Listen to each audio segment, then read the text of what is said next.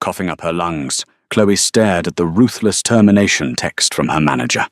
Feverish and desperate, she accidentally forwarded the message to a wrong number. Seconds later, her cracked screen lit up with a reply from a billionaire she'd never even met. Not anymore.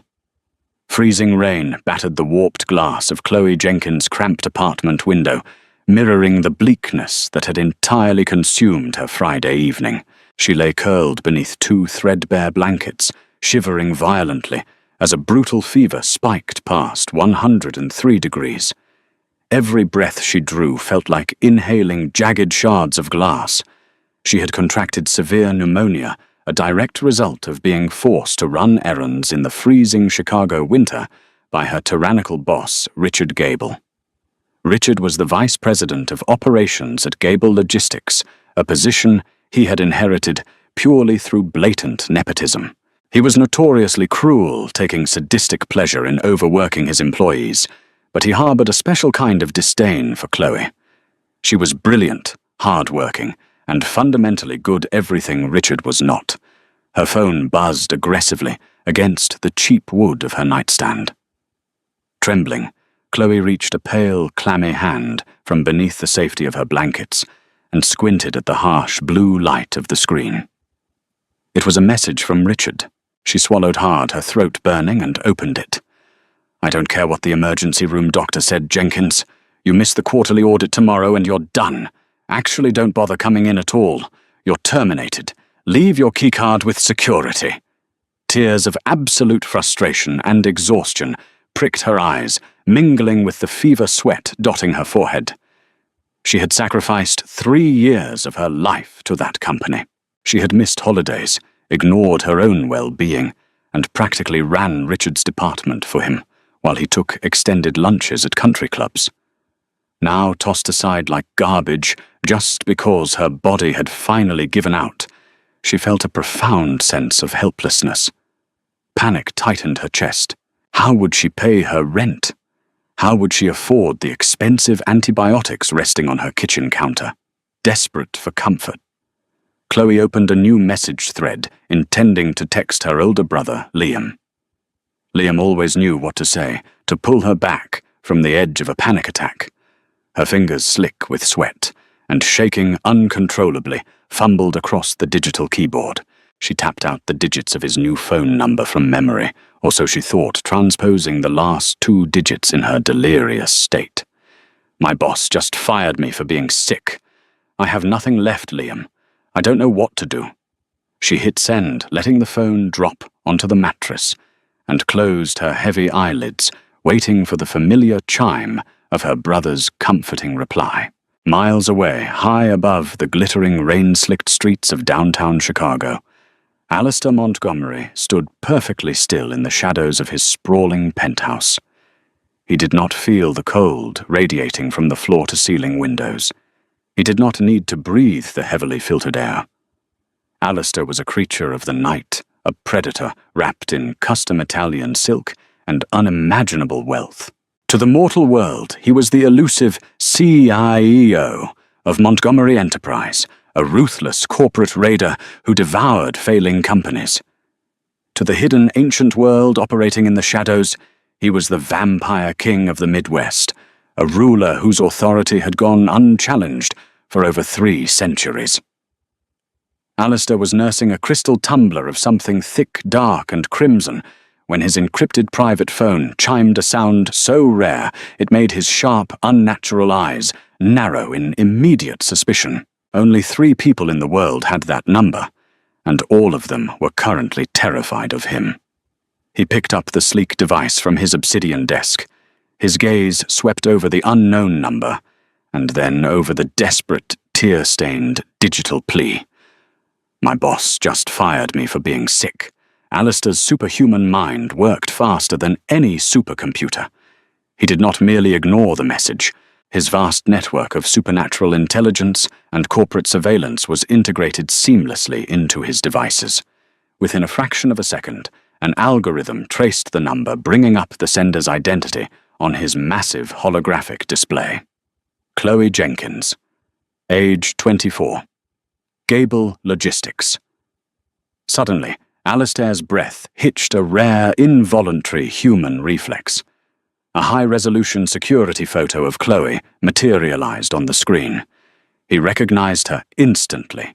For months, his trackers had been scouring the continent for the last living descendant of the historically elusive Valerius bloodline. A bloodline holding the key to breaking an ancient curse that limited his kind's ability to walk in the daylight.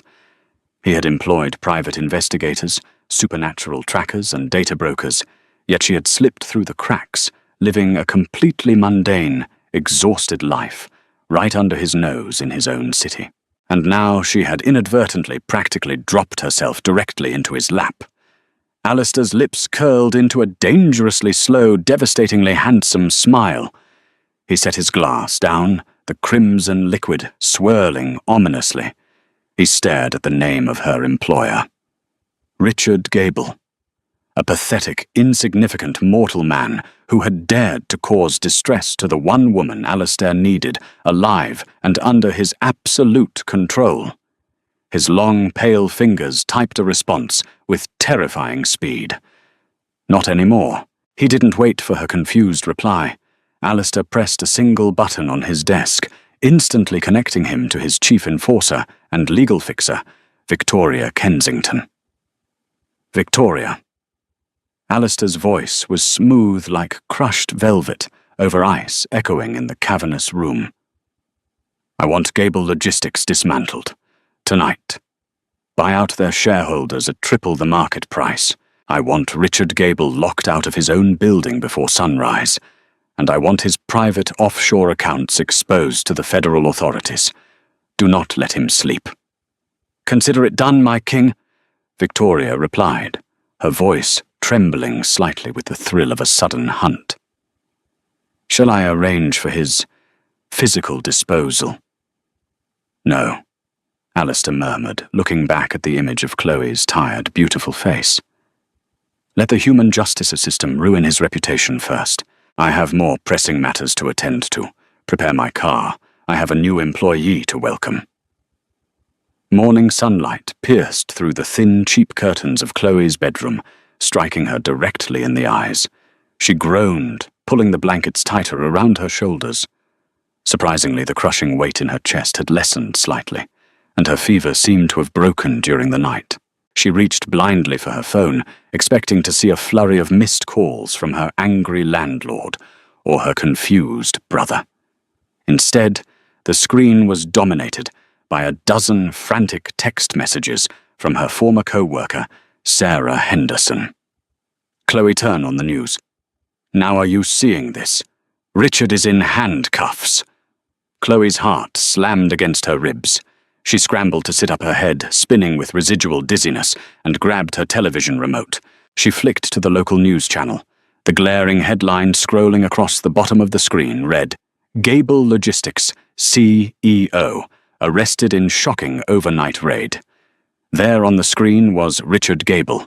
He looked disheveled pale and absolutely terrified as two stern FBI agents shoved him into the back of a dark government vehicle. The news anchor's polished voice filled the small apartment. In a stunning turn of events, Gable Logistics was subjected to a hostile overnight takeover by the mysterious Montgomery enterprise. Immediately following the acquisition, devastating financial irregularities were leaked to the authorities, resulting in the dawn arrest of Vice President Richard Gable. Chloe dropped the remote. Her hands shook uncontrollably.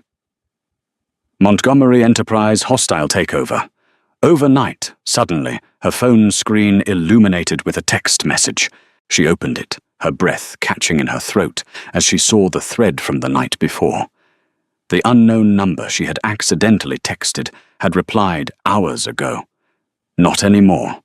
Before she could even begin to process the impossibility of the situation, 3 sharp, authoritative knocks echoed from her apartment door. Chloe froze.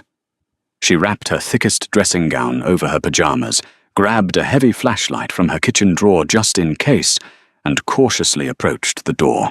She peered through the peephole. Standing in the dingy hallway was a man who looked entirely out of place. He was impeccably dressed in a tailored black suit, incredibly tall with an almost luminous pallor to his skin. She unlocked the door, opening it just a fraction. "Yes," the man offered a perfectly measured, deeply respectful bow. "Miss Jenkins, my name is Gregory. I am the head of security for Mr. Alistair Montgomery.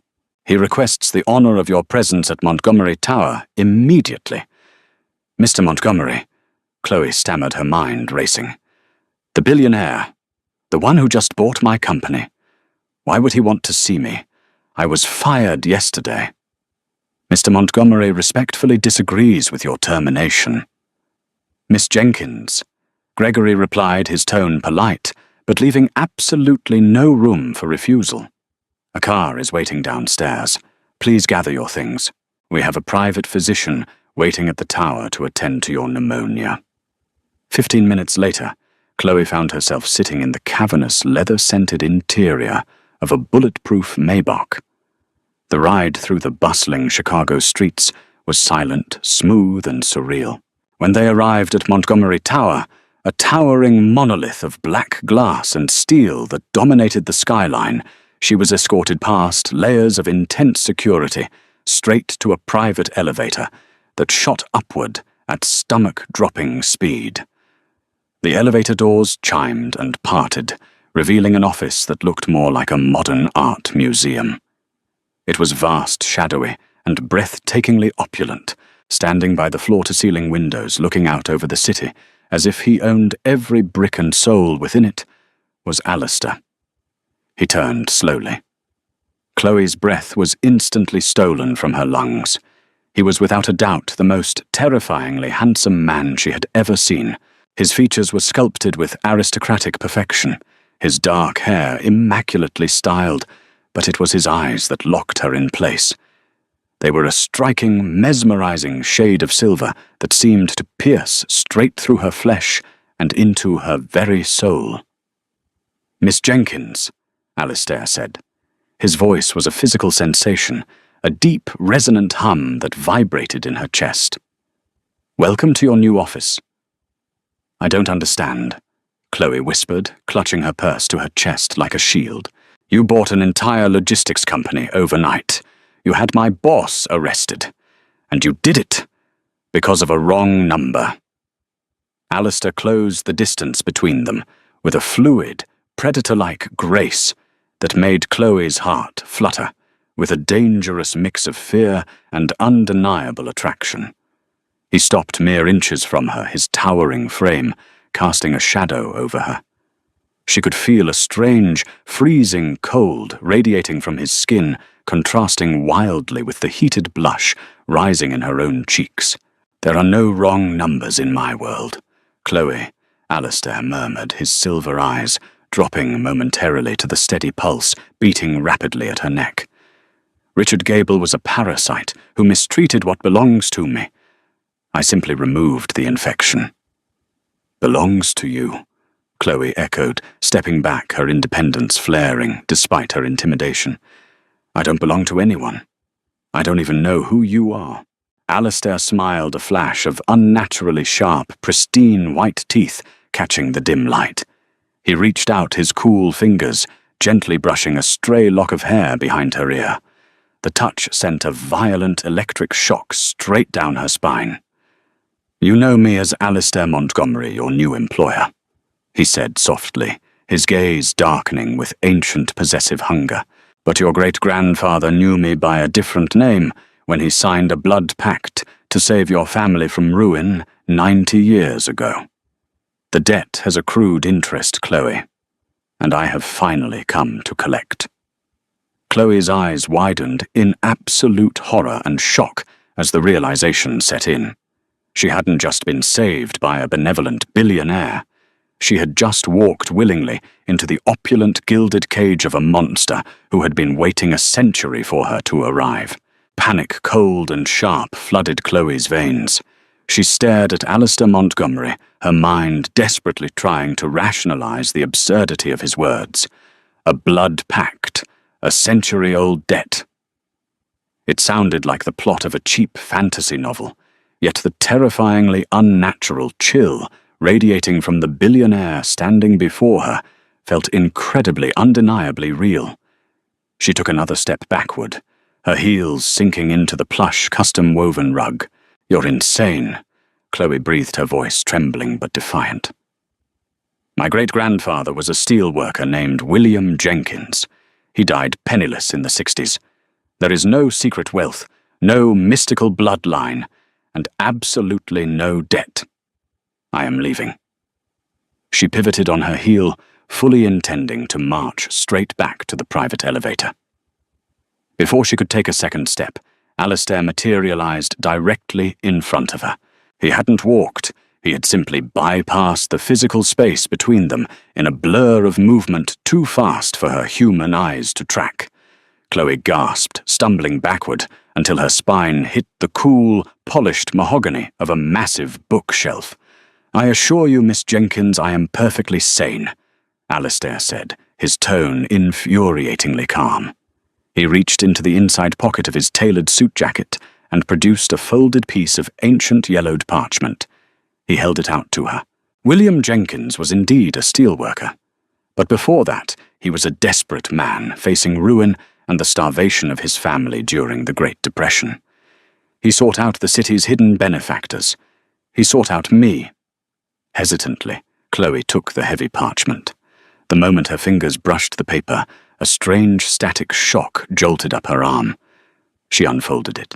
The text was written in an elegant, sweeping script, detailing an exchange of immense financial backing in return for a pledge of servitude from the Jenkins bloodline, specifically the firstborn female of the third generation. At the very bottom, signed in a rusty, dark brown substance that unmistakably resembled dried blood, was her great-grandfather's signature. Beside it was Alistair's, looking as fresh and bold as if it had been signed yesterday. "He took my money, secured his family's survival, and then he ran," Alistair continued, his silver eyes tracking her every micro-expression. "He changed his name, moved across the country, and attempted to hide his descendants from my trackers, a valiant, albeit foolish effort. The debt did not disappear, Chloe. It merely compounded." "So what?" Chloe demanded, her fear rapidly transforming into defensive anger. She slapped the parchment onto a nearby side table. "You expect me to clean your penthouse, be your supernatural secretary. You own half the city. You don't need me to pay off a 90-year-old loan." Alistair let out a low, rumbling chuckle that vibrated pleasantly in the quiet room. "I do not require a maid, Chloe. I require your genetics. Your family descends from the Valerius line. Your blood carries a specific genetic anomaly, a resistance to ultraviolet radiation that my kind lost millennia ago. My medical researchers have been trying to synthesize a daylight serum for decades. We need a living donor to finalize the compound." "You want me as a human blood bag?" she whispered, horror dawning anew. "I want you as a highly compensated corporate partner," Alistair corrected smoothly. "I am not a monster who chains people in dungeons, Miss Jenkins. This is the 21st century. We use ironclad non-disclosure agreements and lucrative benefit packages. You will live here in Montgomery Tower under my absolute protection. You will provide a monthly donation of blood to my chief medical officer, Dr. Jonathan Reed. In exchange, your financial struggles are permanently over. More importantly, your brother Liam's struggles are over." Chloe's head snapped up. "Leave Liam out of this." "I am afraid Liam is already heavily involved," Alistair said, walking back toward his desk and pressing a button on a sleek tablet. A holographic display projected into the air, showing a live security feed of a dingy underground casino. Sitting at a poker table looking terrified and bruised was her older brother. Standing behind him were three massive, heavily tattooed men. "Liam owes $400,000 to the Romano Syndicate, a remarkably vicious group of humans who handle daytime extortion for a rival faction of my kind. They plan to collect his kneecaps by midnight tonight. Chloe's heart plummeted into her stomach. Liam had always struggled with gambling, but she thought he had gotten clean. The sight of his bruised face shattered her resolve. "If you accept your position here," Alistair offered, his voice devoid of pity, but heavy with authority, "I will wire the funds to the Romanos immediately. I will clear his debt, and I will ensure they never look at him again. Your medical expenses for your pneumonia will be handled by my private staff, and you will receive an executive salary." Tears of frustration welled in Chloe's eyes. She was trapped. She had spent her entire adult life fighting for scraps, trying to survive Richard Gable's corporate abuse, only to be drafted into a supernatural corporate empire.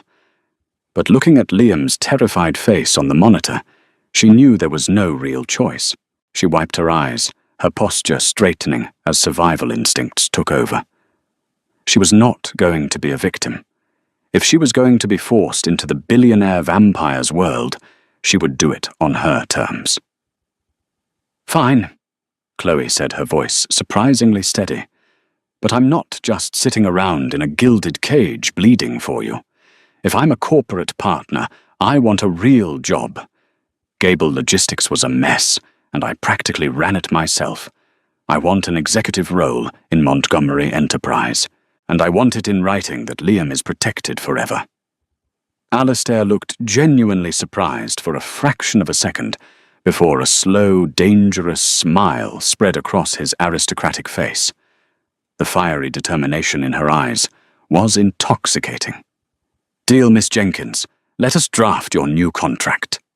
Sirens wailed in the distance, a stark reminder of the fragile, oblivious human city operating blindly below the glass walls of Montgomery Tower.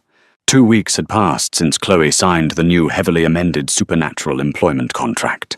True to his word, Alistair had instantly wiped out Liam's massive gambling debt, securing her brother's safety. Chloe's brutal pneumonia had been cured overnight by a proprietary glowing blue serum administered by Dr. Jonathan Reed. She was now the youngest executive vice president of acquisitions at Montgomery Enterprise, occupying a lavish corner office exactly 3 floors below Alistair's penthouse. Despite the bizarre reality of providing small, painless blood samples every Friday to a vampire doctor, Chloe found herself thriving. Alistair was a demanding, terrifying boss, but unlike Richard Gable, he recognized and rewarded her brilliant logistical mind. A strange, undeniable tension had begun to simmer between them, a magnetic pull consisting of mutual respect, sharp corporate banter, and a dark, unspoken attraction. Late Friday night, Chloe was in the penthouse library, reviewing a complex merger portfolio, when the reinforced glass of the eastern wall suddenly imploded. Deafening noise swallowed the room.